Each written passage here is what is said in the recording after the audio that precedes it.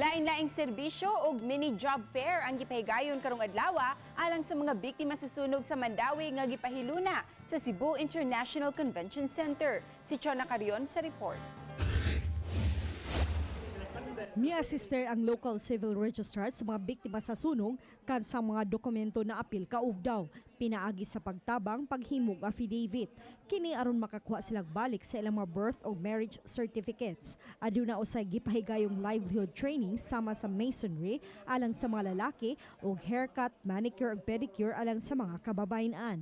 Gawas niini dunay mini job fair nga gipahigayon din on the spot nga dawaton sa mga employer ang mga kwalipikadong individual. Mo issue ta og mga late registration nya mga dokumento nga nangwa no atong pangitag paagi nga mapulihan.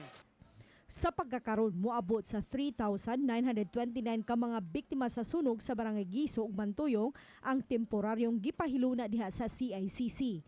Mag-reblocking usa ang Mandawi City Government sa dapit na sunugan sa dili pa patukuron og pagbalik sa ilang mga panimay ang mga apektado. Ang CSWS nagpadayon ng ating ilang serbisyo ug ingon man usab ang kining atong hudo kay naay daghang mga concerns about sa ilang kapuy-an no. Chona Carion, Balitang Bisdak.